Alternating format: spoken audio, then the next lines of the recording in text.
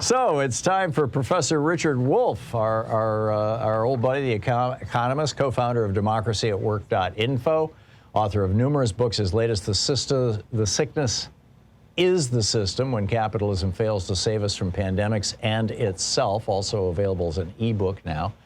Democracyatwork.info, rdwolff with 2fs.com, Prof Wolff on Twitter is his handle.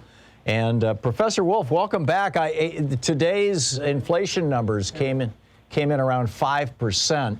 And in the Washington Post, for example, they're talking about how Senator Mike Crapo of Idaho tweets, "Massive stimulus spending is the contributing factor. Proposals for further spending coupled with job-killing tax hikes are not the remedy for economic recovery."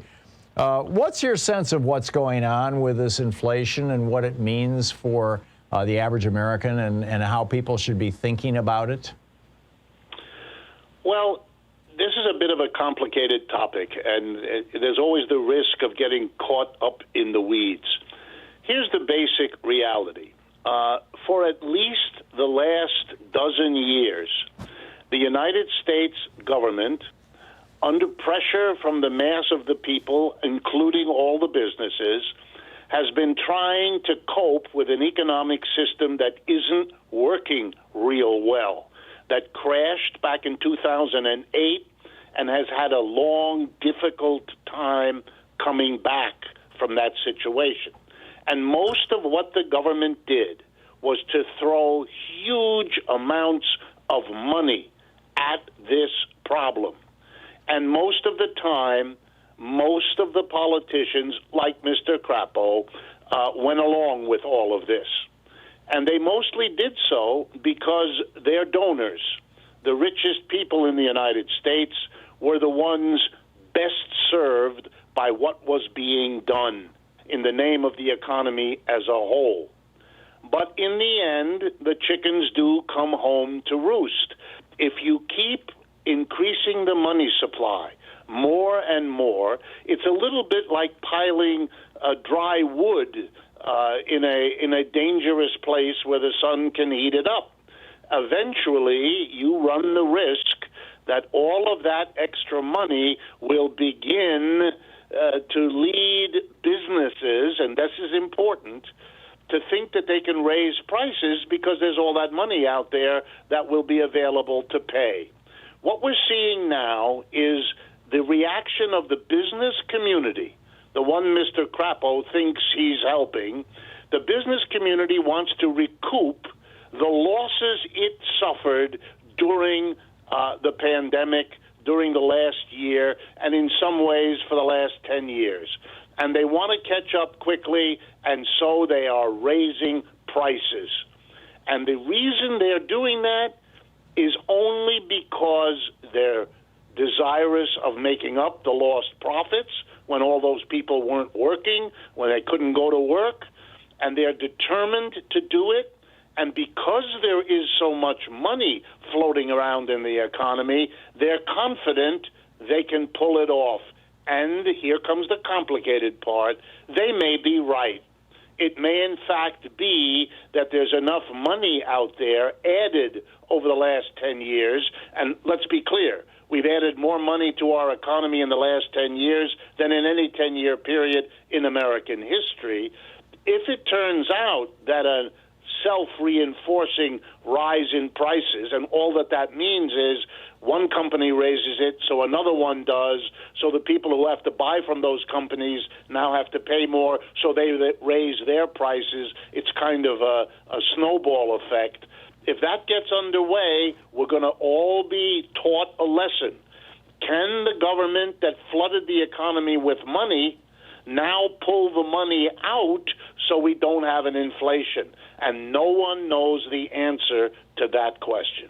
Well, isn't that what we did in the late 70s and early 80s under, as I recall, Arthur Burns, when he became the Fed chairman and started cranking up interest rates in order to cool down the economy and thus cool down inflation? And it created, it was a mess. I mean, the tail end of the Carter administration, the first few years of Reagan. Right, and here's why it was a mess. It's very painful. When you pull money out of the economy, the question is, whose money do you pull first? How do you divide up who gets hit with the burden of less money in circulation? So politicians who don't want to aggravate anybody in their voter base, in their donor base, they typically hesitate too long. And then when things are really beginning to spin out of control, and that is what happened in the 1970s, whoever is in there now overreacts the other way, jacks up the interest rates. If that were to happen today, if there were even the hint, we're in a very different situation. The level of indebtedness, both of the federal government and of the corporate sector and of the average household in America, is much higher than it was then. Raising interest rates now, which would be what you would do to slow down the inflation, would be a very scary signal to all the people whose debts, if they had to pay higher interest rates, are unsupportable. They can't do it. We already have millions of Americans who cannot pay the rent they haven't been paying, students who cannot cover their student loans.